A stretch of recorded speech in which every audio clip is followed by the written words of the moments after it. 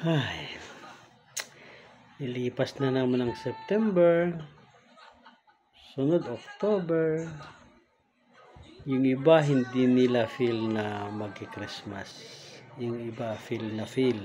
Depende sa sitwasyon ng buhay, depende sa problema, o depende sa mga nangyayari sa paligid. Pero mag-celebrate pa rin tayo ng Pasko dahil ang Pasko ay panahon ng pagsaya, pagpapatawad, pagtanggap ng mga it could be negative criticism or positive criticism. Ganoon talaga ang buhay. Panahon ng bonding ng pamilya, panahon ng pagbigayan. It is the spirit of Christmas.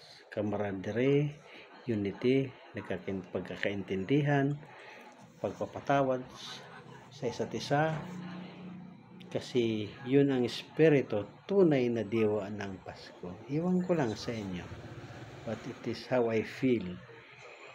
When month of September, nasa paligid na sa atin, sabi ko mag-Christmas na.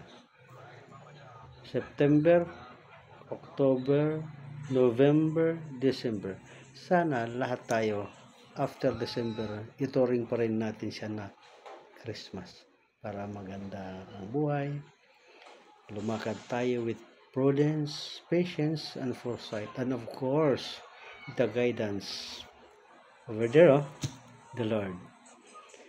Advance Merry Christmas, mga katikyo. Ano man ang sitwasyon natin. Okay, babu.